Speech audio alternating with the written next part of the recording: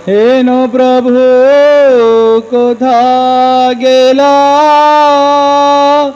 आचार्य ठाकुर।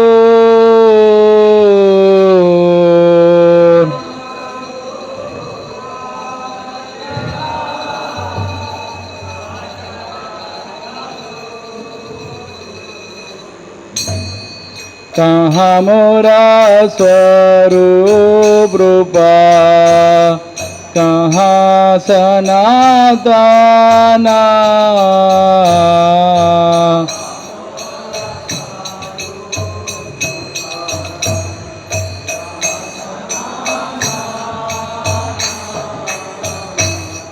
कहाँ दास रघुनाथ पतित पावना।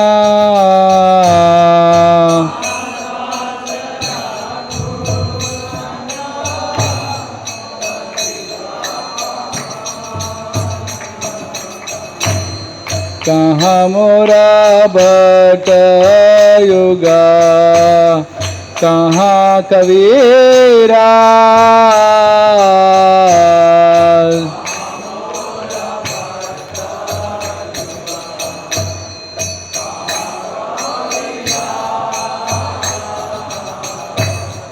एक काले कोथा गेला करा नटरा।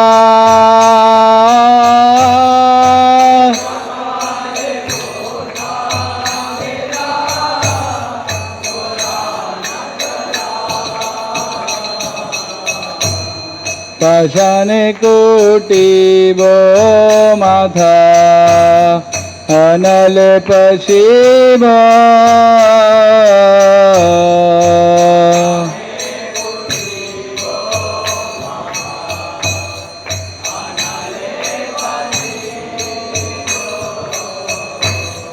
गौरंग गुनेरा निधे कोता गेले बाबा।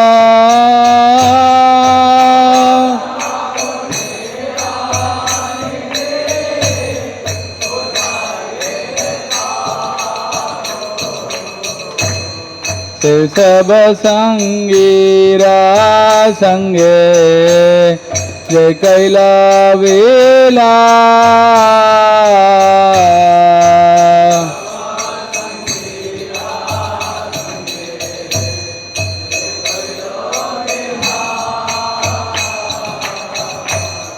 से संग ना पाया कंदे नरोत्तम दास।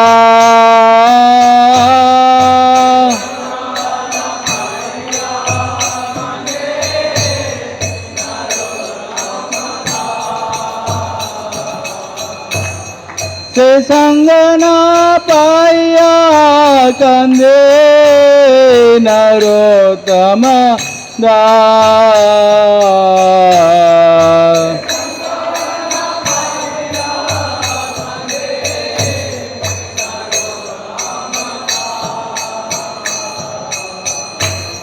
जय अनिलो प्रेमाधन करुणा प्रचुर।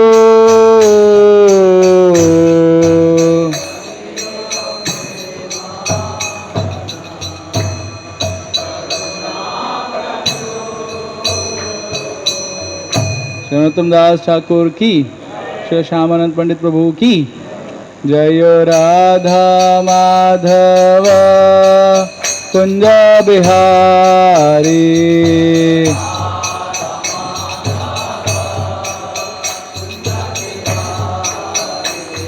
गोपी जना वल्लभ गिरिवरधारी।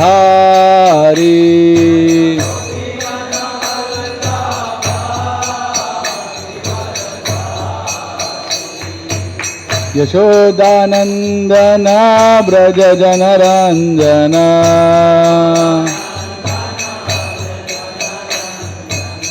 यमुना तीरावनचारी।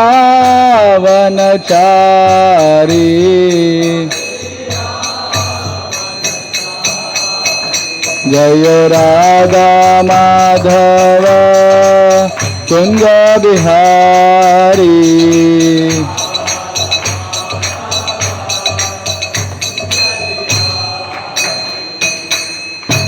जय ओम विष्णुपाद परमहंस परिव्राजकाचार्य अष्टोत्तर शत Shri Srimad divine grace A C Bhaktivedanta Swami शिल प्रभुपाद की जय। ओम विष्णुपाद परमहंस परिव्राजकाचार्य अष्टोत्तर शत श्री श्रीमद डिवाइन ग्रेस शिला भक्ति सिद्धांत सरस्वती गोस्वामी महाराज प्रभुपाद की अनंत कोटि वैष्णव वृंद की नाम आचार्य शिला हरिदास ठाकुर की प्रेम से कहो जय श्री कृष्ण चैतन्य प्रभु नित्यानंद श्री द्वैत गदाधर शिवासादि श्री गौर भक्त वृंद की श्री श्री राधा कृष्ण गोपीनाथ श्याम कुंड राधा कुंड गिरि गोवर्धन की ब्रजभूमि श्री वृंदावन धाम की नवद्वीप मायापुर धाम की पुरुषोत्तम क्षेत्र जगन्नाथपुरी धाम की गंगा माई यमुना माई की तुलसी देवी भक्ति देवी की समवेत गौर भक्त वृंद की निताई गौर प्रेमानंदे। All glories to assembled devotees, all glories to assembled devotees, all glories to assembled devotees, all glories, all glories, all glories to Shri Guru and Shri Gauranga. Thank you, Guru.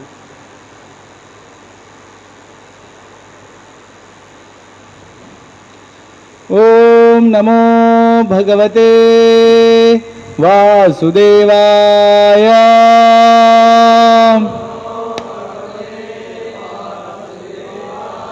ओम नमो भगवते वासुदेवाय।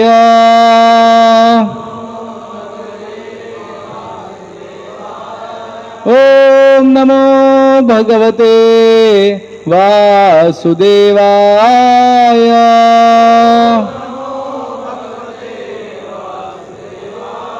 नारायणं नमस्कृत्यं नरं चैव नरोत्तमं देवीं सरस्वतीं व्यासं ततो जयमुदीरये। नष्टप्रायेषु भद्रेषु नित्यं भागवत सेवया भगवती उत्तम श्लोके भक्तिर्भवति नैष्टिकी। कृष्णाय वासुदेवाय देवकी नंदनाय च नंदगोपकुमाराय गोविंदाय नमो नमः। हरे कृष्णा। आज हम लोग पढ़ रहे हैं ग्रंथ श्रीमद् भागवतम स्कंद 10 अध्याय 58 श्लोक क्रमांक 5। परमासनासीनं कृष्ण कृष्णं अनिंदिता नमोधावृदिता किंचित् शनैरेत्याभ्यवन्दता। परमासनासीनं कृष्ण कृष्णं अनिंदिता नवोदावृदिता किंचित् शनैरेत्याभ्यवन्दता। परमासनासीनं कृष्ण कृष्णं अनिंदिता नवोदावृदिता किंचित् शनैरेत्याभ्यवन्दिता वन्दता। परमासनासीनं कृष्ण कृष्णं अनिंदिता नवोदावृदिता किंचित् शनैरेत्याभ्यवन्दता। परमासनासीनं कृष्ण कृष्णं अनिंदिता नवोधावृदिता किंचित् शनैरेत्याभिवन्दता। परमासनासीनं कृष्ण कृष्णं अनिंदिता नवोधावृदिता किंचित् शनैरेत्याभ्यवन्दता। शब्दानुवाद तथा तात्पर्य। कृष्ण कृपा मूर्ति ऐसी भक्तिवेदांत स्वामी शिल प्रभुपाद के शिष्यों द्वारा शिल प्रभुपाद की परम उच्च आसने आसन पर आसीनम बैठे हुए कृष्णा द्रौपदी ने कृष्णम कृष्ण को अनिंदिता दोष रहित नव हाल ही की ऊढ़ा विवाहिता व्रीडिता लजीली किंचित कुछ कुछ शने धीरे धीरे ऐत्य पास आकर अभ्यवंदत नमस्कार किया। अनुवाद: पांडवों की नवविवाहित पत्नी जो कि दोष रहित थी धीरे धीरे तथा कुछ कुछ लज्जाते हुए भगवान कृष्ण के पास आई, जो उस समय उच्च आसन पर बैठे थे, और उन्हें नमस्कार किया। तात्पर्य: श्रीमती द्रौपदी कृष्ण के प्रति इतनी अनुरक्त थी कि उनका नाम ही कृष्णा था, जो कृष्ण नाम का स्त्रीलिंग रूप है। इसी तरह अर्जुन भी कृष्ण के प्रति अनुराग के कारण कृष्ण कहलाते थे। इसी प्रकार से आधुनिक कृष्ण भावनामृत आंदोलन के भक्तगण प्रायः कृष्ण कहलाते हैं। अतः ऐसा प्रतीत होता है कि कृष्ण के भक्तों को उनके नाम से पुकारने की प्रथा बहुत पुरानी है। ओम अज्ञानतिमिरन्धस्य ज्ञानाञ्जनशलाकया चक्षुरोन्मिलितं येन तस्मै श्रीगुरुवे नमः।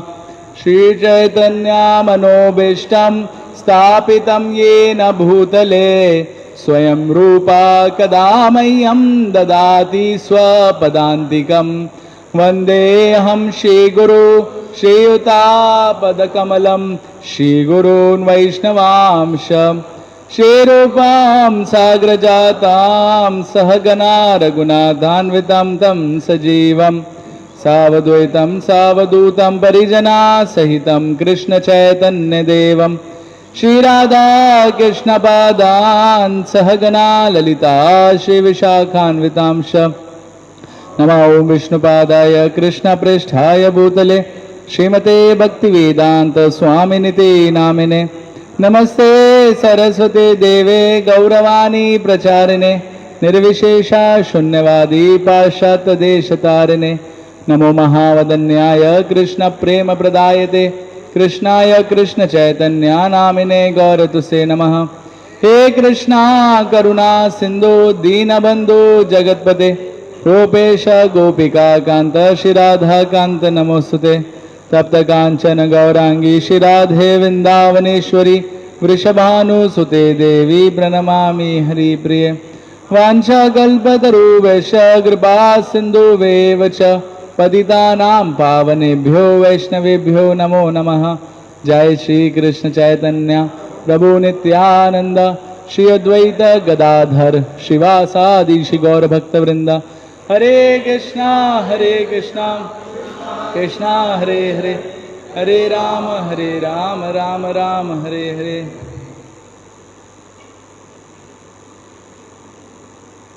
हरे कृष्णा।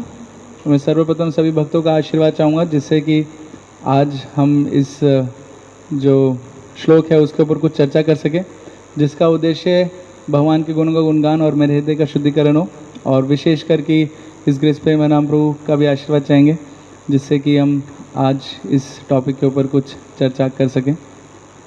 हरे कृष्ण। यहाँ पे हम देख रहे हैं कि किस प्रकार से पांडव तब वापस आए हैं, और हमने जाना था कि किस प्रकार उनका विवाह हो गया है द्रौपदी के साथ।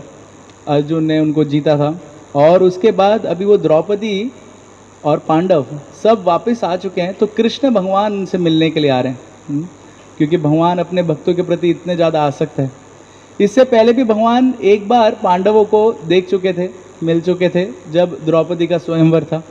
उस समय भी भगवान गए थे और वहाँ पे जाके पांडवों को देखा था, कैसे वो साधु के वेश में थे, लेकिन भगवान पहचान गए थे कि ये पांडव हैं।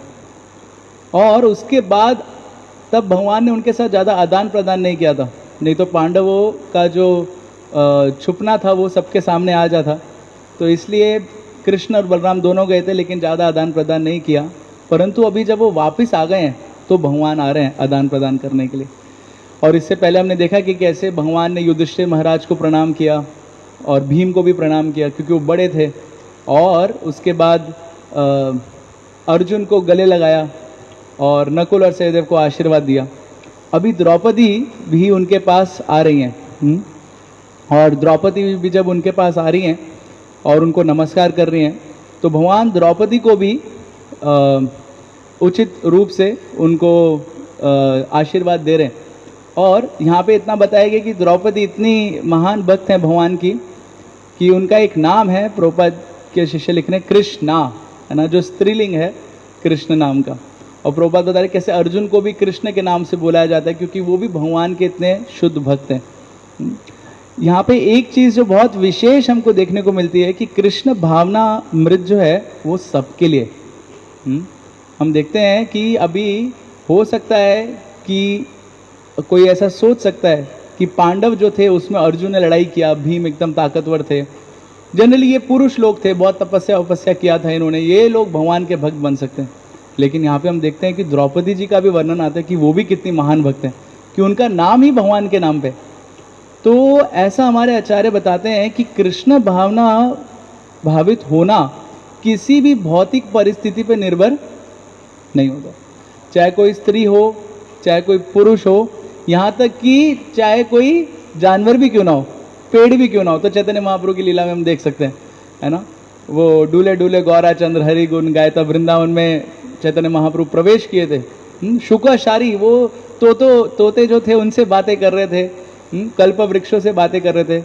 तो इसका मतलब कृष्ण भावना भावित होने के लिए कोई भी भौतिक परिस्थिति बाधा नहीं है।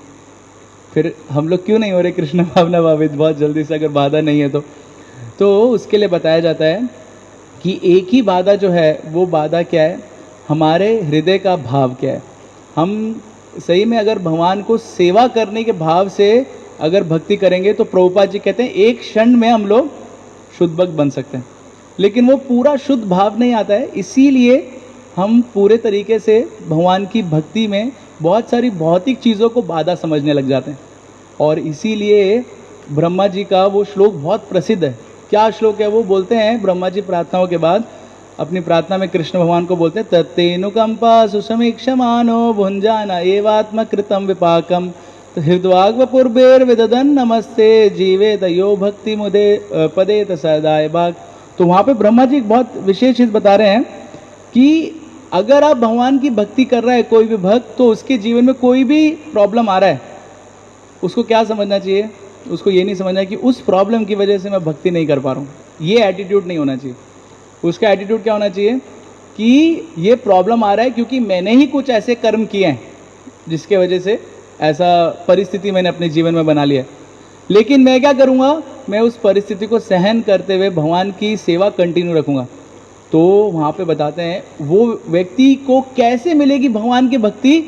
तो उसमें प्रभुपाद जी बताते हैं कि जिस प्रकार से एक पिता के पास प्रॉपर्टी होती है और उनका बेटा होता है, वो बेटे ने कुछ मेहनत नहीं की है एक तरीके से देखा जाए तो वो प्रॉपर्टी को पूरा खड़ा करने के लिए, लेकिन वो पिता के बाद वो प्रॉपर्टी किसकी हो जाती है?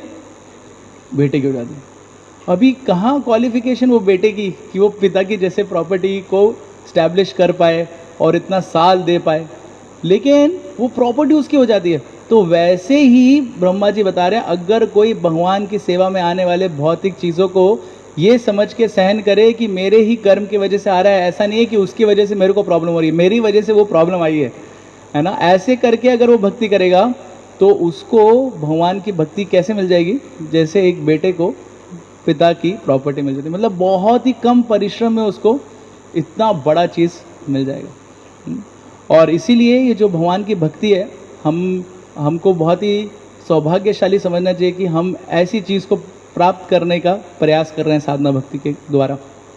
और इसका जो प्रूफ है, यानी कि कैसे ये भक्ति प्रदान हुई है और किस प्रकार से ये भक्ति एक भक्त के जीवन को बदल देती है, उसका प्रमाण हमारे आचार्यों के जीवन में देखने को मिलता है। और उसमें से आज एक आचार्य का तिरुभाव तिथि है जिनका नाम है श्यामानंद पंडित। तो ये श्यामानंद पंडित जी का जन्म जो था वो बंगाल में हुआ था। मेंदिनापुर करके एक डिस्ट्रिक्ट है, उस डिस्ट्रिक्ट में एक गांव में उनका जन्म हुआ था। उनके पिताजी का नाम था कृष्ण मंगल, है ना। और उनका जब जन्म हुआ था तो उनके पिताजी माताजी सब लोग उत्कल यानी उड़ीसा में चले गए थे। और ये जो श्यामानंद पंडित थे, इनका बचपन से ही बहुत रुचि था किसमें, शास्त्र पढ़ने में। तो शास्त्र पढ़ते थे और पढ़ते पढ़ते जब इनको गौर निताई के बारे में पता चला और गौर निताई की कृपा के बारे में पता चला, तो ये इन्होंने डिसाइड कर लिया कि अब मेरे को अपना जीवन सिर्फ गौर निताई की सेवा में ही जीना है और कुछ करना नहीं है। तो तब से ही ये जो श्यामानंद प्रभु थे, इनका नाम पहले जो था वो था दुखी, क्योंकि इनके माता पिता के बहुत सारे पुत्र हुए थे, पुत्रियां हुई थी, लेकिन सब मर गए थे जन्म के पश्चात। तो उन्होंने सोचा कि अभी ये अगला पुत्र हुआ है, इसका नाम अगर हम दुखी रखेंगे तो शायद से यमराज सब इनको मारने के लिए आएंगे तो देखेंगे अरे दुखी नाम है, वैसी दुखी है, तो छोड़ दो उसको, तो छोड़ के चले जाएंगे। तो ये समझ के उन्होंने उनका नाम दुखी रखा था। और असलियत में ऐसा हो गया, वो उनका नाम जब दुखी था, वो पैदा हुए तो उनको कुछ भी नहीं हुआ, वो जीवित रहे और गौर निताई के प्रति बहुत आकर्षित हो गए। लेकिन उनके जो माता पिता थे वो बहुत ही अच्छे परिवार से थे, परंतु वो नहीं चाहते थे कि उनका जो बेटा है वो इतना सीरियस हो जाए भक्ति में, मतलब जनरली क्योंकि नहीं चाहते लोग, तो वो भी नहीं चाहते थे कि उनका बेटा इतना सीरियस हो जाए। तो बहुत बार श्यामानंद दुखी जो थे वो बहुत ट्राई करते थे कि कैसे मैं गौर निताई के पार्षदों से मिलूं, या क्योंकि उनको पता था गौर निताई तो अभी चले गए लेकिन उनके पार्षद हैं, बहुत ट्राई करते थे मिलने का, लेकिन माता पिता रोक देते थे उनको, है ना, जाने नहीं देते थे कहीं पे। तो एक बार वो गंगा मेला कुछ करके एक मेला हुआ, तो उसमें उन्होंने अपने माता पिता को बोला कि अभी मेरे को अंबिका कालना जाना है, वहाँ पे एक मेला लग रहा है, वहाँ पे मैं जाऊँगा और वापस आ जाऊँगा। तो माता पिता ने सोचा ठीक है, बोल रहा है कि थोड़े दिन समय के लिए मेले के लिए जा रहा है तो हम जाने देते हैं, जैसे 1 साल पीढ़ी ऐसे कुछ मतलब जाने देते हैं थोड़ा सा। तो वैसे ही माता पिता ने बोला ठीक है आप चले जाओ और लेकिन वापस आ जाना। तब वो अंबिका कालना गए, तो मेला तो एक बहाना था, असलियत में वो गुरु के तलाश में गए थे, वैष्णव गुरु। और वहाँ पे जाके उनको उनकी भेंट हुई एक बहुत ही भगवान के शुद्ध भक्त जिनका नाम था हृदय चैतन्य। अब ये हृदय चैतन्य जो थे ये कोई साधारण भक्त नहीं थे। इनका वर्णन आता है कि जब चैतन्य महाप्रभु थे यहाँ पे, तो चैतन्य महाप्रभु के एक भक्त, उनका नाम था गौरीदास पंडित, वो रहते थे अंबिका कालना में, और वो चैतन्य महाप्रभु के परम भक्त थे। और स्पिरिचुअल वर्ल्ड में यानी आध्यात्मिक जगत में वो सुबल गोपा भी थे। तो चैतन्य महाप्रभु के साथ बहुत सारी उनकी लीलाएं आती हैं। तो एक बार क्या हुआ, चैतन्य महाप्रभु एक नाव लेके सीधा गए नदी के अंदर, यानी गंगा नदी के अंदर, और वो नाव को चप्पू से चलाने लगे। और चप्पू चलाते चलाते सब भक्त देख रहे थे कि भगवान को क्या हो गया, आज इतना नाव क्यों चला रहे हैं। लेकिन भगवान गंगा को पार करके तब उतरे दूसरी तरफ, तो चप्पू लेके हाथ में भागने लगे। सब सोच रहे क्या हो गया, चैतन्य महाप्रभु को चप्पू लेके क्यों भाग रहे, और सीधा चले गए गौरीदास पंडित के घर पे। और गौरीदास पंडित के घर पे आ गए और बुलाया, गौरीदास पंडित इधर आओ। तो गौरीदास पंडित बोले हाँ चैतन्य महाप्रभु क्या हो गया। बोले क्या कर रहे हो तुम। तो उन्होंने बोला कुछ नहीं, आपकी भक्ति कर रहे हैं। बोले प्रचार करो और ये लो चप्पू, ये चप्पू लो और कृष्णा कॉन्शियसनेस की नाव में सारे लोगों को बिठाओ भौतिक जगत के, और उनको इस भौतिक जगत से पार कराओ। तो गौरीदास पंडित बोले ये क्या बोल रहे, चैतन्य महाप्रभु चप्पू दे दिया। और तो उन्होंने भी चप्पू ले लिया और बोला ठीक है चैतन्य महाप्रभु आप बोल रहे तो मैं सबको पार करा दूंगा। ऐसा संबंध था गौरीदास पंडित चैतन्य महाप्रभु का। परंतु चैतन्य महाप्रभु ने तब संन्यास ले लिया, और संन्यास लेने के बाद चैतन्य महाप्रभु चले गए, तो गौरीदास पंडित को बहुत हृदय में उनसे विरह महसूस हुआ कि कैसे वो चले, क्योंकि वो सखा भी है स्पिरिचुअल वर्ल्ड में, सुबल सखा है और यहाँ पे लीला कर रहे हैं। तो उनको बहुत विरह महसूस हुआ कि कैसे वो चैतन्य महाप्रभु के बगैर मैं रह सकता हूँ।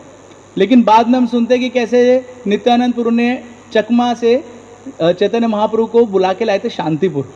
तो जब शांतिपुर लेके आए तो सारे नवद्वीप वासी गए थे वहाँ मिलने के लिए चैतन्य महाप्रभु से, लेकिन गौरीदास पंडित बोले मैं नहीं जाऊँगा। क्यों वो चले गया मेरे को छोड़ के चैतन्य महाप्रभु, ऐसा उनका सखा के भाव में बोल रहे थे। तो वो गए नहीं, लेकिन उनसे मिलने के लिए चैतन्य जय श्री श्री राधा माधव ललिता विशाखा सखी की, श्री श्री जानकी वाले लक्ष्मण हनुमान की, श्री श्री निताय गौर सुंदर की, शिला प्रभुपाद की। तो उनसे मिलने के लिए चैतन्य महाप्रभु शांतिपुर से आए अंबिका कालना, और वहाँ पर आके बोला गौरीदास पंडित को कि आप क्यों इतने इतने दुखी हो रहे हैं, आप खुश रहिए। बोले खुश कैसे रह सकता हूँ, आप चले गए हैं यहाँ से, आप और नित्यानंद प्रभु ऑफकोर्स दोनों आप चले गए हैं, तो कैसे मैं खुश रह सकता हूँ। तो चैतन्य महाप्रभु बोले कि आप चिंता मत करिए, आपको मेरा संग चाहिए ना, तो मैं आपको संग प्रदान करता हूँ। एक काम करिए, जाइए नवद्वीप में, वहाँ पे नीम के पेड़ से लकड़ी तोड़ के लाइए और उससे 2 विग्रह बनाइए, एक चैतन्य महाप्रभु का, एक नित्यानंद प्रभु का, और वो 2 विग्रह आपके साथ पूरा आदान प्रदान करेंगे जैसे मैं करता हूँ। तो गौरीदास पंडित सोचे ये क्या मजाक कर रहे हैं, लेकिन फिर भी वो गए और विग्रह बनाए। उन्होंने विग्रह बनाए थे अद्वैत आचार्य के पुत्र ने, अच्युतानंद, उन्होंने विग्रह बनाए लकड़ी से चैतन्य महाप्रभु नित्यानंद प्रभु के। फिर गौरीदास पंडित ने जब वो विग्रह दिखाए चैतन्य महाप्रभु को, तो चैतन्य महाप्रभु के साथ नित्यानंद प्रभु भी थे, तो चैतन्य महाप्रभु ने बोला अब आप एक काम करो, अब आप भोजन बनाओ 4 लोगों के लिए, हम 4 लोग खाएंगे। गौरीदास पंडित 4 लोग कौन, आप 2 हैं, नित्यानंद प्रभु और आप। बोले ये 2 विग्रह भी, ये भी खाएंगे। तो उन्होंने सोचा देखते हैं खाते कि नहीं, तो उन्होंने तो भोजन बनाया, तो सही में उनकी आंखों के सामने वो 2 विग्रह चल के जाके बैठ गए, और चैतन्य महाप्रभु नित्यानंद प्रभु भोजन कर रहे थे, और यहाँ पे 2 विग्रह भी चैतन्य महाप्रभु नित्यानंद प्रभु का भोजन कर रहे थे। ये देख के गौरीदास पंडित एकदम चौकन्ने हो गए, और फिर चैतन्य महाप्रभु ने कहा कि मैं नहीं हूँ, लेकिन ये विग्रह आपके साथ हमेशा रहेंगे। ये थे गौरीदास पंडित। लेकिन इनको क्या लगा कि ये विग्रहों की सेवा बहुत अच्छे से होनी चाहिए, तो इन्होंने मंदिर वगैरह सब कुछ बनाया, लेकिन सेवा करने के लिए किसी को ढूंढ रहे थे। तो गदाधर पंडित जो थे, उनके एक शिष्य थे, शिष्य नहीं कह सकते, दीक्षा नहीं लिया था, लेकिन उनके एक सर्वेंट थे जो उनकी सेवा करते थे गदाधर पंडित की, और उनका वो गदाधर पंडित को बहुत प्रिय थे, और उनके हृदय को बहुत आनंद प्रदान करते थे। तो उनके पास गए गौरीदास पंडित और बोला कि अपना एक सर्वेंट मेरे को दे दो, मेरे को विग्रहों की सेवा करनी है। तो उन्होंने वो सर्वेंट दे दिया, उसका नाम था चैतन्य दास, और उनको दे दिया। वो सर्वेंट आ गए गौरीदास पंडित के साथ और उनके विग्रहों की सेवा करने लगे।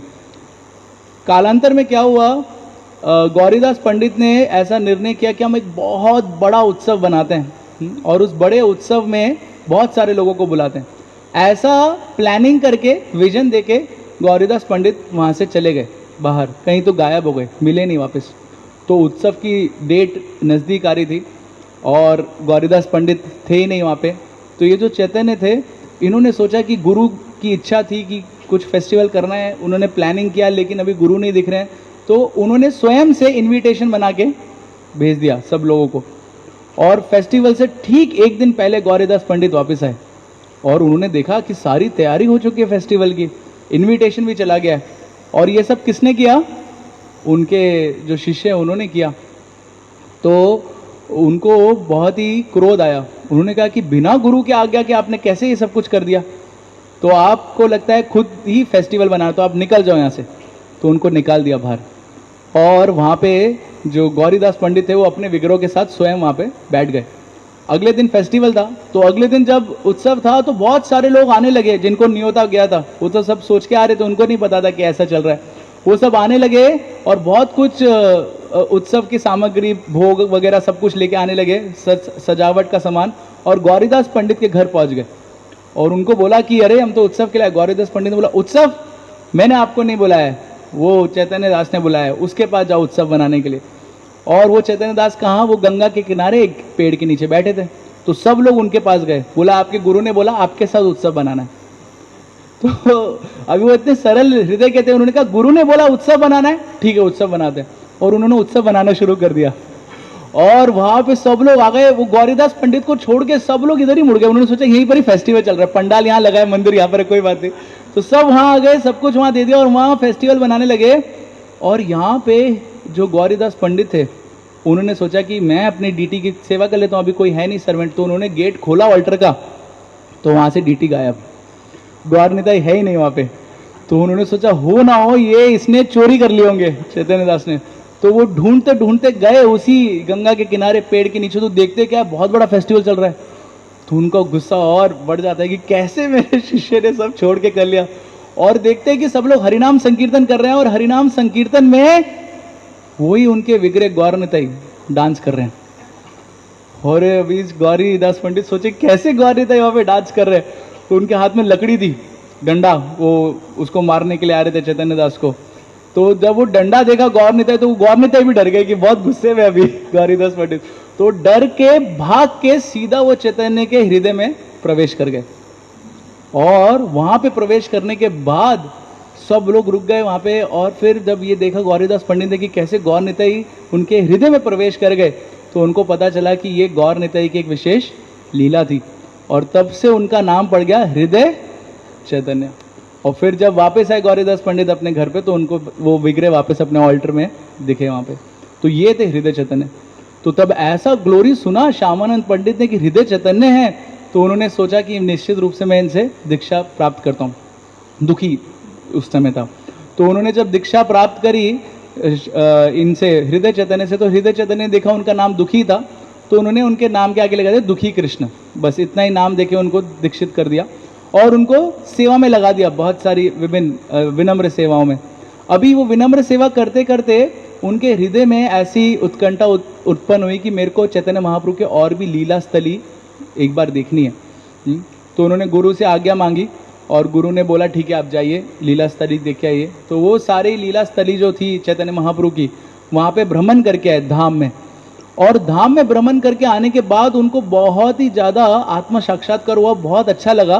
किसको? दुखी कृष्ण को, क्योंकि चैतन्य महाप्रभु के धाम की लीला स्थली में गए थे, और वहाँ से आने के बाद उन्होंने अपने गुरु की शरण और दृढ़ता से ली और बोला कि गुरु महाराज अब मेरे को बहुत ही ज़्यादा साक्षात्कार हो रहा है भगवान का, तो कृपया करके मेरे को सेवा में नियुक्त करिए। तो उनके गुरु ने उनको बोला सेवा आपको करना है, एक काम करिए, ये जो हमारे गौरनिताई है इनके लिए हमने एक बागान बनाया, उस बागान में फूल उगते हैं और ये फूल हमको अर्पण करने हैं गौरनिताई को, तो इन फूलों को पानी डालने की सेवा आप करिए। हर दिन जाइए गंगा से पानी लेके आइए और फूलों को बागान में पानी दीजिए। तो वो जो थे दुखी कृष्ण सुबह से लेके शाम तक सिर्फ जाते थे, गंगा जी से पानी लाते थे और पेड़ों में पानी डालते थे। ऐसा उन्होंने 7 साल तक किया, और ऐसा बताते हैं कि 7 साल 24 घंटे यही सेवा करते रहते थे और कुछ सोचते नहीं थे वो कि क्या कर रहा हूँ मैं, कैसे कर रहा हूँ मैं, तो बहुत सेल्फलेस सोल, ऐसा कुछ भी नहीं सोचते थे, सिर्फ सेवा करते रहते थे 7 साल तक। 7 साल बाद क्या हुआ, उनके गुरु ने देखा एक बार कि क्योंकि वो हर दिन वो पानी का जो घड़ा है उसको उठा के सिर पे लेके आते हैं, तो उनके सिर में जख्म हो गए और उसमें कीड़े हो गए। तो तब हृदय चैतन्य ने ये देखा कि अरे इनको इतनी कष्ट हो रहा है, इतनी पीड़ा हो रही है, लेकिन फिर भी ये सेवा कंटिन्यू कर रहे हैं। तो हृदय चैतन्य ने तुरंत उनके सिर के ऊपर अपना हाथ स्पर्श कराया और उनके जख्म सारे भर गए, और उन्होंने बोला मैं आपकी सेवा से इतना प्रसन्न हुआ हूँ और अभी मैं आपको ऐसा आज्ञा देता हूँ कि आप जाइए वृंदावन और वहाँ पे जीव गोस्वामी के अंडर रह के आप और शिक्षा प्राप्त करिए। तो ऐसा वर्णन आता है कि कैसे हम अपने शक्ति से, अपने प्लानिंग से हम धाम वगैरह नहीं जा सकते, जब गुरु की कृपा होती है तभी हम भगवान की कृपा को प्राप्त करने का प्रयास भी कर सकते हैं। तो इसलिए कभी कभार हो सकता है कि हम अपने से प्लानिंग करें कि मैं वृंदावन धाम, मायापुर धाम, जगन्नाथपुरी धाम जाऊंगा, कृपा लेके आऊँगा, लेकिन जब तक आदेश नहीं मिलता हमको गुरु का या वरिष्ठ भक्तों का, तब तक वो धाम भी कुछ ज़्यादा हमको रिवील नहीं करेगा। तो वहाँ जाने के लिए भी परमिशन चाहिए, ये दिखाते हैं दुखी कृष्ण। तो जब उनको गुरु से परमिशन मिली, तो उन्होंने गुरु से परमिशन लेने के बाद नवदीप और बाकी जगह जो थी अंबिका कालना के पास में ही है, वहाँ पे सारे वैष्णवों से भी परमिशन लिया कि मैं धाम में जा रहा हूँ, कृपया करके मेरे को आशीर्वाद दीजिए कि वहाँ पे मैं भगवान की सेवा कर सकूँ। और फिर वो गए वृंदावन। वृंदावन धाम में जाने के बाद उनकी भेंट हुई जीव गोस्वामी से, और फिर जीव गोस्वामी के अंडर ऑलरेडी 2 और भक्त जो थे वो भी शिक्षा लेने के लिए आए थे। उनका नाम था नरोत्तम दास ठाकुर और श्रीनिवासाचार्य। तो सबको अलग अलग सेवा दिया था जीव गोस्वामी ने, और इनको जो दुखी कृष्ण थे उनको सेवा दिया था कि मैं बहुत सारी बुक्स वगैरह लिख रहा हूँ, तो उसके लिए जो स्टेशनरी में इंक वगैरह लगती है और कभी कभार मैं थक जाता हूँ तो पानी वगैरह की ज़रूरत पड़ती है, वो सब कुछ आप अरेंज करिए। तो वो अरेंज करते थे, और ऐसे अरेंज करते करते जीव गोस्वामी को उनके अंदर जो सेवा का भाव था वो बहुत ही ज़्यादा उनको प्रसन्न कर गया जीव गोस्वामी को। और जीव गोस्वामी ने सोचा कि ये इतने सेवा भाव से सेवा कर रहे हैं, इनको अभी मेरे को सेवा देनी चाहिए, किसकी? राधा कृष्ण की। तो राधा कृष्ण की सेवा करने के लिए फिर जीव गोस्वामी ने उनको बोला वो सेवा क्या है। अभी हम सोचेंगे राधा कृष्ण की सेवा मतलब क्या, ड्रेसिंग करना है भगवान को, या फिर आरती करना है, या भोग लगाना है। उन्होंने कहा राधा कृष्ण की सेवा है कि सेवा कुंज में जाके झाड़ू मारो, ठीक है, ये राधा कृष्ण की सेवा है। तो यहाँ पे भी हमारे जो आचार्यगण है वो बताते हैं कि कैसे हम लोग, जैसे ऑल्टर में भी यहाँ पे है हमारे राधा माधव भगवान है, वो राधा माधव की सेवा करने का भी अधिकार हमको गुरु ही दे सकते हैं। हाँ, स्वयं से हम वो अधिकार प्राप्त नहीं कर सकते। तो लेकिन कभी कभार ऐसा भावना आ सकता है कि अरे हम राधा कृष्ण की सेवा करेंगे, लेकिन उनकी सेवा करने का जो स्तर है वो शुद्ध भक्तों का बहुत ऊंचा स्तर है। तो इसलिए अभी आप बोल सकते हैं कि फिर हम लोग क्यों यहाँ पे राधा माधव को विराजमान किए। तो प्रभुपाद जी ने बताया कि हम राधा माधव की सेवा करते हैं लक्ष्मी नारायण के रूप में। लक्ष्मी नारायण के रूप में सेवा जो होती है एकदम ऑ एंड रेवरेंस के साथ होती है। ऑ एंड रेवरेंस को क्या बोलेंगे हिंदी में? ऑ एंड रेवरेंस समझ गए ना? बहुत ही सतर्कता के, आदर और सत्कार के साथ। ओके, आदर और सत्कार के साथ होती है। तो हम यहाँ पे मंदिरों में ऐसे आदर और सत्कार के साथ वो राधा कृष्ण की सेवा करते हैं। परंतु जब दुखी कृष्ण को जीव गोस्वामी ने बोला कि अब आप सेवा कर सकते हैं सेवा कुंज में, तो वो सेवा भी क्या दिया? झाड़ू मारने का, है ना। तो मतलब वहाँ बताना चाहते थे कि आप ऐसा नहीं सोच सकते कि राधा कृष्ण की भी सीधा हम डायरेक्ट एकदम बहुत ही नित्य रूप से सेवा, वैसा पर्सनल रूप से सेवा करेंगे, ऐसा नहीं। उनके लिए कोई भी सेवा जो है वो इक्वल है।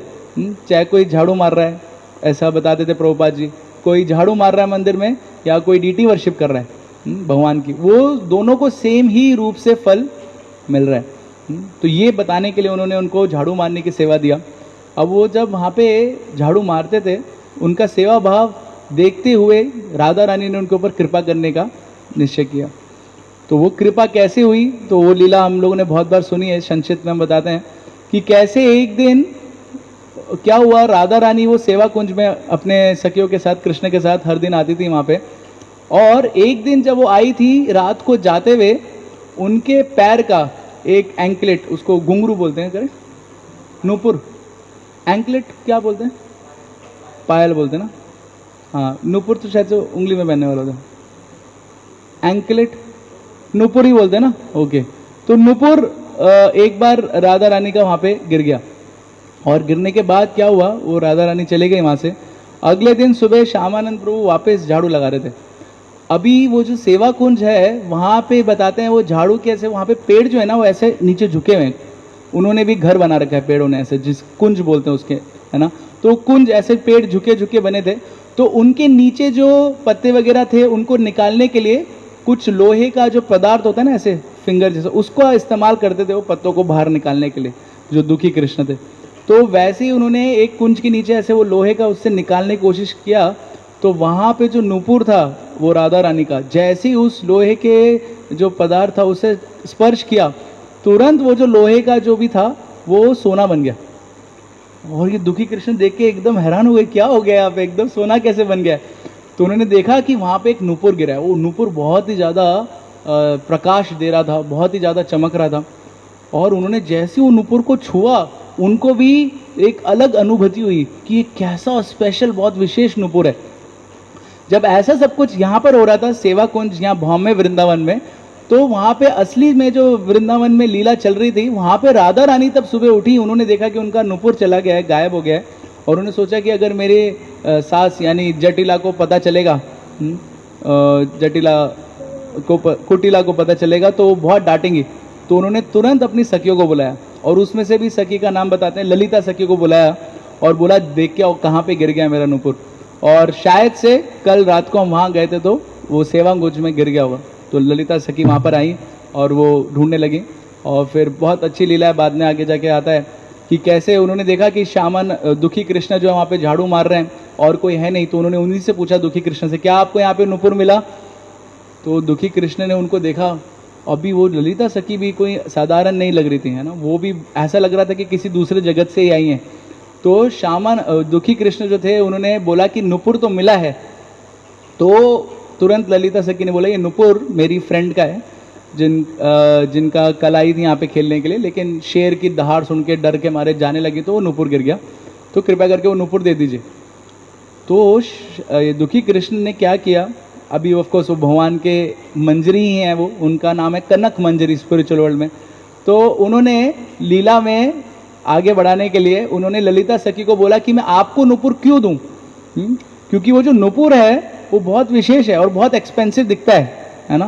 उसने तो टच करते ही सोना बना दिया वो उसको भी, तो बहुत एक्सपेंसिव दिखता है। लेकिन आप तो एक गोपी मतलब गांव वाली स्त्री के रूप में आए हैं, तो ये गांव वालों के पास इतना एक्सपेंसिव ऑर्नामेंट कैसे हो सकता है? तो इसका मतलब आप गलत चीज को क्लेम कर रहे हैं। ऐसे करके वहां पे जो दुखी कृष्ण ने उन्होंने बोला ललिता सखी को कि मैं नहीं दूंगा। तो ललिता सखी तुरंत क्रोधित हो गई और बोला आपको क्या लगता है गांव वाले क्या अमीर नहीं होते क्या? हमारे पास भी धन है, गौ धन है हमारे पास, है ना। गौ माता का दूध है, घी है, मक्खन है, और उससे हम लोग इतने धनवान होते हैं कि सोना वोना तो कुछ भी नहीं है हमारे लिए, it's like very cheap thing, है ना। ये ऐसे खरीद लेते ये तो। और आपको विश्वास नहीं आता तो आप मेरे साथ चलो, मैं आपको दिखाता हूँ। मेरी जो फ्रेंड है उसके पास इसका दूसरे पैर का नुपुर है और आपको तब विश्वास हो जाएगा। तो श्याम दुखी कृष्ण बोलते हैं उनको ललिता सिंह को, ठीक है तो आप अगर ऐसा बोल रहे हो तो लेके आओ अपने फ्रेंड को यहाँ पे। तो ललिता सिंह बोलते हैं लेके नहीं आ सकते, वो ऑफकोर्स राधा रानी को लाने के लिए बोल रहे थे, राधा रानी ऐसा कैसे लेके आ सकते? ललिता सिंह बोलती आपको मेरे साथ चलना पड़ेगा। तो बोलते हैं मैं कैसे जाऊंगा आपके साथ, आप कहीं मेरे को कहीं किसी दूसरी जगह लेके चले गए और वहाँ मार पीट के नुपुर ले लिया तो, है ना। तो ऐसा वो बेसिकली आदान प्रदान कर रहे थे ललिता सखी के साथ, क्योंकि वो भी एक मंजरी थे, है ना, स्पिरिचुअल वर्ल्ड में है। तो उतने में ललिता सखी ने बोला ठीक है आप एक काम करो, चलो मेरे साथ, मैं आपको वहाँ लेके चलती हूँ, आप विश्वास रखो और ये स्नान करो यहाँ पे। तो वो बोले स्नान क्यों करो, ऐसे ही चलो, स्नान करने की क्या जरूरत है? तो उन्होंने बोला अरे ये बिल्कुल भी नहीं सुन रहे हैं। तो उन्होंने क्या कहा, उन्होंने उनको एक राधा मंत्र दिया, राधा रानी का नाम ऑफ कोर्स। तो उनको बोला ये मंत्र चैंट करो। तो जैसे ही उन्होंने वो मंत्र चैंटिंग किया तो तुरंत वो एकदम विनम्र हो गए फिर कृष्णदास, और वो उन्होंने स्नान किया। स्नान करने के बाद तब बाहर निकले तो वो गोपी बन चुके थे, कनक मंजरी। और फिर वैसे लेके ललिता सखी उनको लेके गई राधा रानी के पास, और राधा रानी ने उनको बोला आपके पास है वो नुपुर? उन्होंने बोला है, और उन्होंने राधा रानी को दिया। राधा रानी बहुत प्रसन्न हो गई क्योंकि अब उनको डांट नहीं पड़ेगी। तो राधा रानी को उन्होंने प्रसन्न कर दिया, इसलिए राधा रानी ने बोला कि आपने मेरे को आनंद प्रदान किया, इसलिए आज से आपका नाम हो जाएगा श्याम आनंद, है ना। ऐसे करके उनको श्याम आनंद नाम दिया। और ऐसा बताते वो श्याम आनंद नाम उनके छाती के ऊपर लिख दिया, श्याम आनंद। और उसके बाद उन्होंने सोचा कि और कृपा करते, तो वो नुपुर ही लेके राधा रानी ने उनके माथे पे भी जोर से ऐसा दबाया, तो नुपुर का निशान का तिलक उनके माथे पे भी बन गया।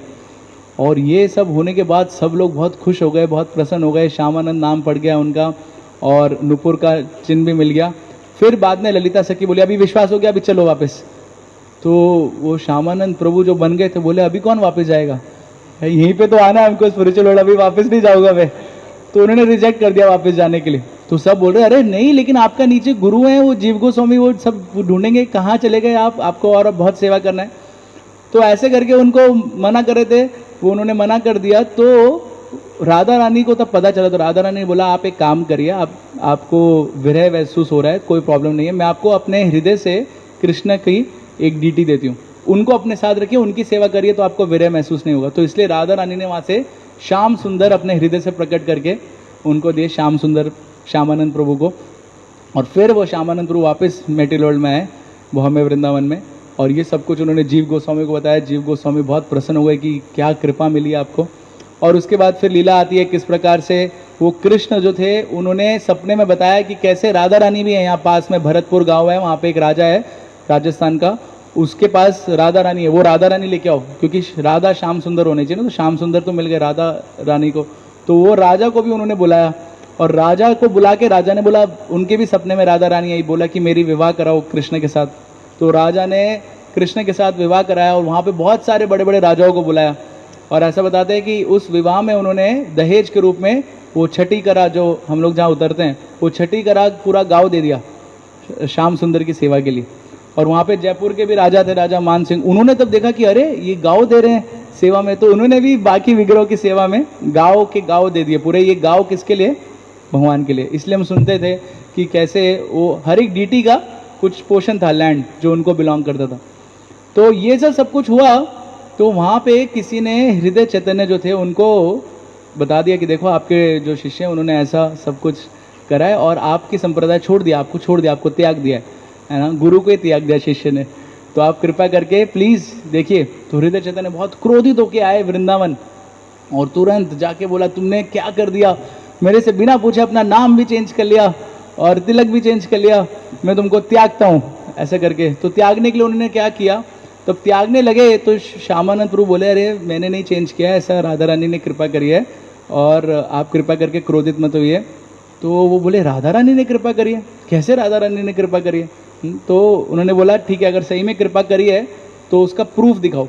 तो प्रूफ के लिए उन्होंने क्या बोला, उन्होंने बोला ये जो आपके नाम है लिखा छाती पे ये मैं मिटा रहा हूँ और आपका तिलक मिटा रहा हूँ, अगर वापस आ गया तो मैं मान जाऊंगा कृपा करिए। तो उन्होंने मिटा दिया नाम और तिलक उनके गुरु ने। अभी ये जो गुरु और शिष्य के बीच में ये जो संबंध है ना, ये जो संबंध है ये लीला के स्तर पे अगर हम देखेंगे तो ही समझ पाएंगे, वरना हमको लगेगा अरे कैसे गुरु को डिसप्लीज कर दिया उन्होंने, ऐसा कर दिया वैसा कर दिया। लेकिन ये लीला के स्तर पे हमको समझना चाहिए। और इसके पीछे एक संदेश क्या है, वो संदेश ये है कि जो सही और गलत है इस भौतिक संसार में हम लोग अपने मूल्यांकन से उसको देख सकते हैं, ये सही है ये गलत है, लेकिन आध्यात्मिक जगत में सही और गलत किस के ऊपर आधारित है कि वो कृष्ण को आनंद प्रदान कर रहा है कि नहीं कर रहा है। तो ये पूरी लीला कृष्ण को आनंद प्रदान कर रही है, तो इसलिए ये लीला एकदम सही है। तो इसलिए हृदय चैतन्य ने तब वो मिटाया और फिर श्यामानंद प्रभु सोचने लगे अरे वापस नहीं आ रहा है। तो उन्होंने वापस राधा रानी को प्रार्थना करी, तो वापस वो तिलक और नाम आ गया। तो हृदय चैतन्य ने विश्वास कर लिया कि हाँ सही में राधा रानी की कृपा हुई है। तो ऐसे करके हृदय चैतन्य चले गए। फिर जीव गोस्वामी ने इन सबको, ये जो श्रीनिवास आचार्य, नरोत्तम दास ठाकुर और श्यामानंद प्रभु को बोला अब आप जाके प्रचार करो। तो देखिए जब भक्ति की पूर्णता हो जाती है ना, कृष्ण प्रेम मिल जाता है, तो उस भक्त को लगता है कि अब ये कृष्ण प्रेम मेरे को बांटना है। इसलिए the highest form of spiritual ecstasy is compassion. तो इसलिए जो प्रभुपाद ने करके दिखाया वो सबसे उच्चतम स्तर है वो भक्ति का, जो कृपा करुणा जो उन्होंने दिखाई। अभी हम जो करुणा या हम जो प्रचार कर रहे हैं वो तो खाली आदेश में अपने शुद्धिकरण के लिए कर रहे हैं, लेकिन शुद्ध भक्त जब प्रचार करते हैं तो वो सही में हमारे शुद्धिकरण के लिए करते हैं। तो इसलिए हमको प्रभुपाद के प्रति बहुत कृतज्ञ जितना भी हो उतना कम है। तो फिर श्यामानंद प्रभु को बोला अब आप जाके प्रचार करो, और फिर उन्होंने प्रचार करना, पहले तो उनको बोला कि अब आप तीनों जाओ ये किताबों को लेके जाओ, जो कि सारे गोस्वामियों की किताबें थी और एक ही कॉपी थी उनकी। तो ऑफकोर्स रास्ते में वो चोरी हो गई थी, लेकिन फिर बाद में श्रीनिवास आचार्य ने उनको ढूंढ के निकाला वान विष्णुपुर से, और इनको बोला था कि आप जाके उड़ीसा में प्रचार करो। तो ये उड़ीसा में गए उत्कल प्रांत में, और वहाँ पे जाके प्रचार करने लगे। प्रचार करना एकदम सिंपल था, हरिनाम करते थे बहुत तेज, और फिर कृष्ण के बारे में संदेश देते थे। तो वहाँ पे इनको इनके एक शिष्य मिले जिनका नाम था रसिकानंद प्रभु। जो रसिकानंद प्रभु वो भी एक ब्राह्मण परिवार से थे और पहले से ही बहुत अच्छे शुद्ध थे, भक्त थे। लेकिन जैसे उन्होंने श्यामानंद प्रभु को देखा उनके प्रति आकर्षित हुए और उनसे दीक्षा ले लिया उन्होंने। और फिर बाद में ऐसा वर्णन आता है कि श्यामानंद प्रभु जब प्रचार करना शुरू किया तो उन्होंने रिपोर्टिंग करने के लिए वापस गए जीव गोस्वामी के पास कि क्या मैंने प्रचार किया है ना। तो ऐसा रिपोर्टिंग मतलब अकाउंटेबल है गुरु के कि क्या कर रहा हूँ मैं, ऐसा नहीं कि अपने आप ही इंडिपेंडेंटली कुछ भी कर रहा हूँ। तो वो रिपोर्ट करने के लिए वृंदावन में गए। जीव गोस्वामी ने बोला बहुत अच्छा प्रचार करो और प्रचार करो। तो उन्होंने और प्रचार तब सुना तो आने लगे। आते वक्त आगरा से आ रहे थे, आगरा में मुसलमान किंग का राज्य था। तो आगरा से तब आ रहे थे तो मुसलमान जो राजा था उसके सैनिकों ने इनको गिरफ्तार कर लिया श्यामानंद प्रभु को, और गिरफ्तार करके जेल में बंद कर दी, ये सोच के कि ये कोई डकैत है, क्योंकि उनके पास कुछ पासपोर्ट नहीं था। तो लेकिन बाद में नरसिम्हदेव आए उस राजा के सपने में और बोला ये मेरा शुद्ध भक्त है, इसको क्यों गिरफ्तार कर लिया, इसको रिहा कर दो। तो वो आगरा का जो मुस्लिम राजा था वो भी एकदम चौंक गया, नरसिम्हदेव उसके सपने में आए, तो वो भी भक्त बन गया और उसने दीक्षा ले ली इनसे, श्यामानंद प्रभु से, और उनको रिहा कर दिया और सब कुछ एकदम फैसिलिटी भी दे दिया उनको जाने के लिए। और फिर वो श्यामानंद प्रभु आए यहाँ पे उत्कल उड़ीसा में और प्रचार करना शुरू किया। तो उनके प्रचार का वर्णन आता है कि कैसे जो उनका गांव था वहाँ पे ये जो रसिकानंद प्रभु थे इनके एक मित्र थे, उनका नाम था दामोदर। वो दामोदर जो थे बहुत बड़े योगी थे, बहुत तपस्या और योगी वगैरह करते थे। तो उनको रसिकानंद प्रभु ने बोला कि आप दीक्षा लीजिए श्यामानंद प्रभु से। तो बोले कि मैं दीक्षा क्यों लूँ, अगर ये कुछ जादू वादू दिखाएगा तो दीक्षा ले सकते हैं। तो उनके रसिकानंद प्रभु ने बोला ठीक है आप एक काम करिए कल सुबह आइए तो ये जादू दिखाएंगे। तो सुबह आए तो देखा कि रूम के अंदर श्यामानंद प्रभु बैठ के जप कर रहे हैं अपना, और जप कर रहे हैं तो दामोदर पंडित को क्या दिखा कि जब करते करते ये जो पूरा वातावरण है ये वृंदावन बन गया और वहाँ पे कल्प वृक्ष आ गए हैं और सामने से राधा कृष्ण भी आ रहे हैं और ये जो श्यामानंद प्रभु हैं ये कनक मंजरी बन गए और ये सब जब देखा दामोदर पंडित ने, उन्होंने कहा ये क्या हो रहा है, सही में चमत्कार हो रहा है। तो उन्होंने वहीं पर ही डिसाइड कर लिया कि अब मैं इनसे दीक्षा ले लूँगा। फिर आगे गए, ऐसे ही प्रचार कर रहे थे, बहुत तेज जैसे हरिनाम करते थे। तो वहाँ पे एक मुसलमान एक और राजा था, उसका नाम था शेर खान।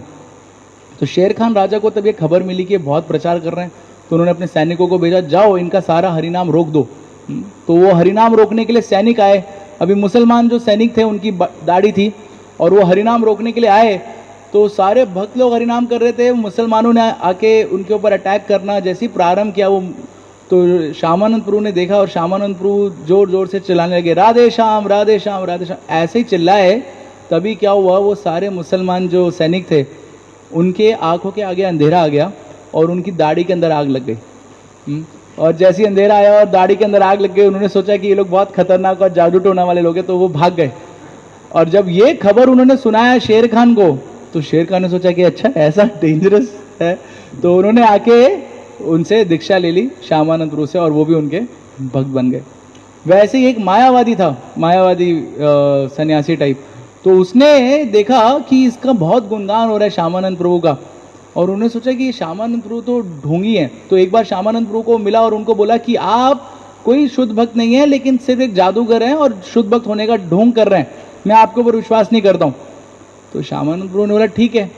तो वो एक दिन देख रहा था श्यामानंद प्रभु को, श्यामानंद प्रभु एक नदी के किनारे गए और उस नदी के किनारे एक मगरमच्छ था। तो इनके सामने, ये जो मायावादी सन्यासी था, इनके सामने क्या हुआ, श्यामानंद प्रभु ने उस मगरमच्छ को बोला, हे मगरमच्छ, तुम अपने पिछले जन्मों के पापों के फल स्वरूप अभी मगरमच्छ बन गए हो, लेकिन मैं तुमको एक मौका दे रहा हूं, मेरे पीछे भगवान का नाम लो तो ये सारे पापों से आपको छुटकारा मिल जाएगा और आपको परम गति प्राप्त होगी। तो मगरमच्छ ने वो मायावादी सन्यासी के सामने क्या किया, नगमस्तक हो गया पूरा। अभी मगरमच्छ कैसे होगा, वो नगमस्तक समझ लीजिए। तो वो हो गया ऐसे नगमस्तक और श्यामानंद प्रभु के सामने एकदम हम्बल बन गया। और सही में जब श्यामानंद प्रभु ने उसको बोला चैंटिंग करने के लिए, तो चैंटिंग करने लग गया और ऐसे करके वो मगरमच्छ वापस चला गया नदी के अंदर। तब ये देखा मायावादी सन्यासी ने कि ऐसा चमत्कार कर दिया है। तो उन्होंने बोला माय गॉड, ये तो सही में एक शुद्ध भक्ति कर सकता है। तो उन्होंने भी उनकी शरण ले ली। तो इसलिए अब उनके डिसाइपल का भी सुनते हैं। रसिकानंद प्रभु ने हाथी को भक्त बना दिया था।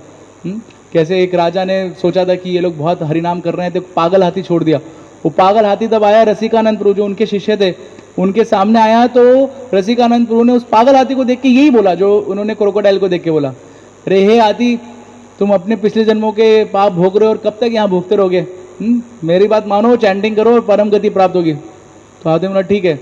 तो सबके सामने हाथी दो हाथ उठा के ऐसा बताते हैं, चैंटिंग करने लगा हरे कृष्ण महामंत्र की, और वहाँ पे उसने दीक्षा प्राप्त कर ली, प्रणाम करके वो हाथी वापस चला गया। तो ऐसा देख के वहाँ बहुत सारे लोग प्रभावित हो गए। तो ऐसे उनका प्रचार इतना ज़्यादा बढ़ रहा था, बहुत प्रचार ही प्रचार करते जा रहे थे वो, और किसी को भी भक्त बना रहे थे, मतलब जानवरों को भी भक्त बना रहे थे, इंसानों को भी, मुसलमानों को भी, किसी को भी। और ये खबर जब उनके मित्रों को पता चली, श्रीनिवास आचार्य और नरोत्तम दास ठाकुर, तो उनसे रुका नहीं गया। उन्होंने बोला अरे हमको तो इनको बुलाना चाहिए, इनका संग करना चाहिए। तो संग करने के लिए वहाँ पे एक खेतरी उत्सव बनाया था, पहला गौर पूर्णिमा फेस्टिवल जब बना रहे थे, तो वहाँ पे उन्होंने श्यामानंद प्रभु को इन्वाइट किया। तो फिर वहाँ पे वापस तीनों लोग मिले थे, श्रीनिवास आचार्य, नरोत्तम दास ठाकुर और श्यामानंद प्रभु, और बहुत जोर से कीर्तन किया था, जहाँ पे पंचतत्व स्वयं प्रकट हो गए थे। अभी ये सब होने के बाद ऐसा बताते हैं कि एक बार की बात है, नरसिंहपुर करके एक स्थान है उड़ीसा में, वहाँ पे श्यामानंद प्रभु ने निर्धारित किया कि हम एक बहुत बड़ा उत्सव करेंगे और उस उत्सव में सारे वैष्णवों को बुलाएंगे। तो एक चीज बताते हैं कि ये जो हमारे गौड़ीय वैष्णविज्म है ना, वैष्णव सेवा पे बहुत ज्यादा जोर दिया गया है। इसलिए बोलते हैं वैष्णवेरा उच्चिष्टा ताय मोरा मन निष्ठा, वैष्णवेरा पद धूली, वैष्णवेरा, है ना। तो ये वैष्णव की सेवा में बहुत जोर दिया है। तो वैसे ही श्यामानंद प्रभु ने बोला हम एक बड़ा सा उत्सव करेंगे और सारे वैष्णवों को बुलाएंगे। तो उन्होंने इन्विटेशन सारी जगह भेज दिया और सारी जगह से वैष्णव आने लगे। और फिर जब वो वैष्णव आए तो उन्होंने बहुत जोर से हरिनाम संकीर्तन किया, और जो वैष्णव आए थे, हजारों की मात्रा में वैष्णव आए थे, सब के चरण धोए उन्होंने, श्यामानंद पंडित ने, और सबके चरण धोने के बाद वो सारा जल उन्होंने एक जगह इकट्ठा कर लिया और बोला हर दिन मैं ये जल ग्रहण करूंगा मेरे शुद्धिकरण के लिए। तो ये स्तर था श्यामानंद प्रभु का।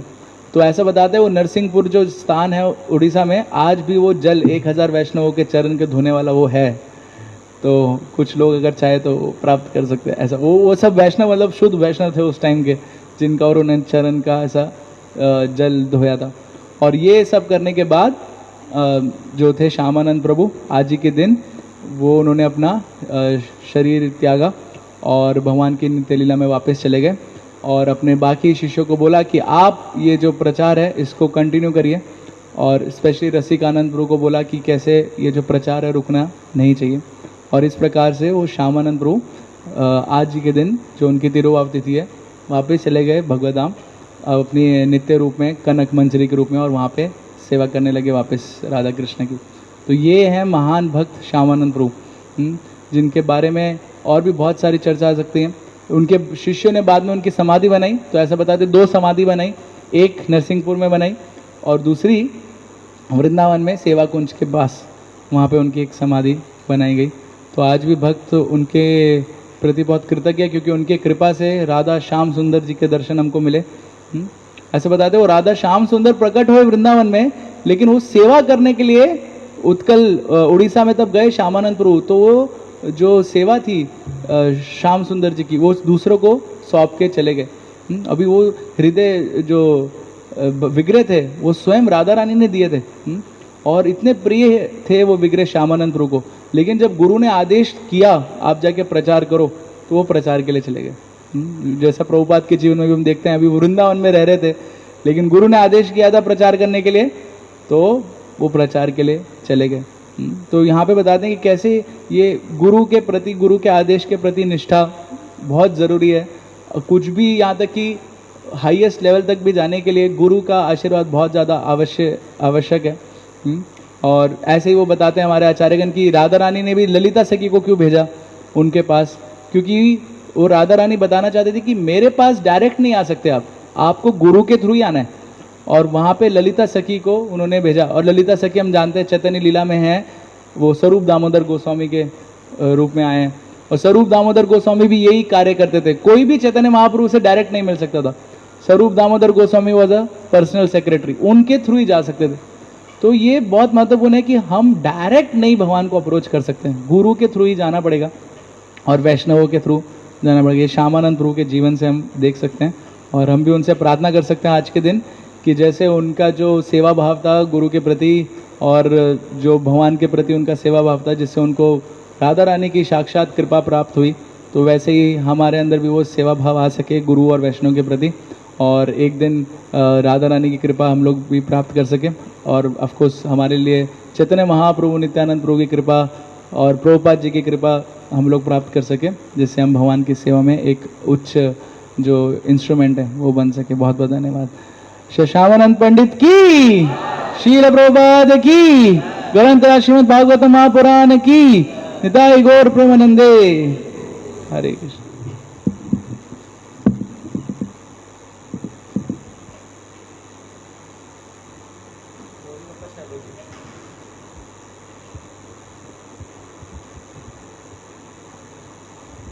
हरे कृष्ण।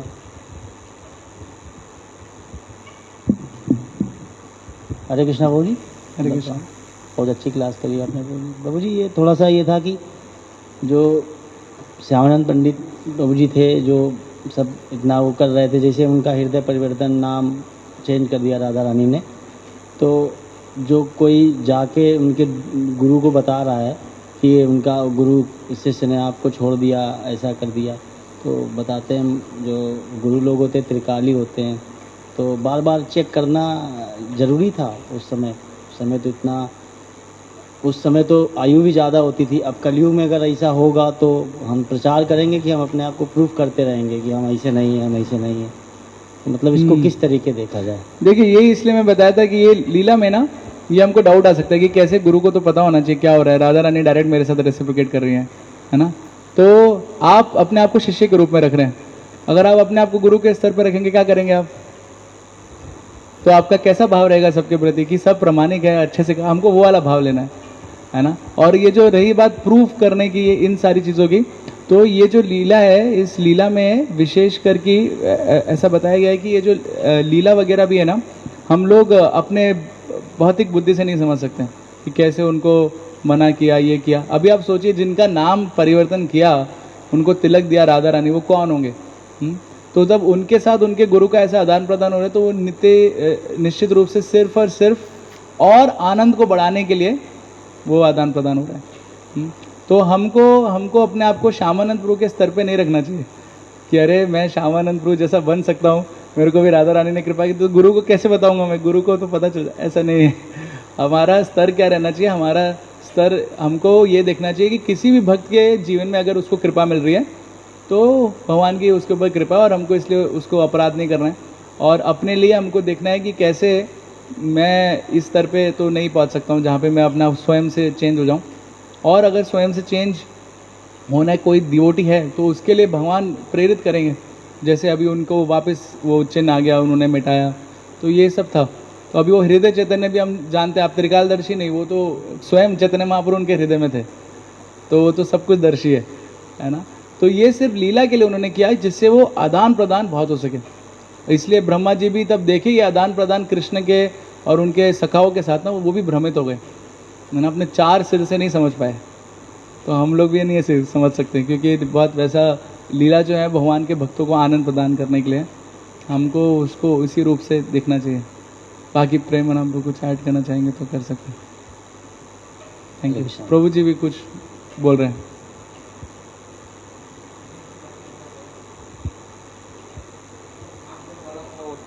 सही है, लेकिन जो गुरु है और हृदय चैतन्य दास को कोई डाउट नहीं किया थे, कोई संदेह नहीं किया थे, क्योंकि उनको प्रति पूरा विश्वास थे। तो जो लोग बाहर का लोग उनको प्रति अविश्वास कर रहे थे, जो गुरु त्याग किया, अपना संप्रदाय को त्याग किया, तिलक को चेंज किया, नाम को परिवर्तन कर लिया, तो ये जो वैष्णव अपराध लग रहे हैं बाहर लोगों को, इस दृष्टि को हटाने के लिए गुरु ने उनको पास जाके प्रमाणित किया जो ये एक्चुअली सही है, राधा रानी की कृपा। तो गुरु उनको डाउट नहीं किया, गुरु उनको प्रति पूरा 100% विश्वास था। केवल बाहर लोगों को ये डाउट को भंग करने के लिए गुरुदेव। करेक्ट, ये भी हो सकता है। हरे थैंक यू प्रभु जी। हरे कृष्ण। श्रील प्रभुपाद की जय।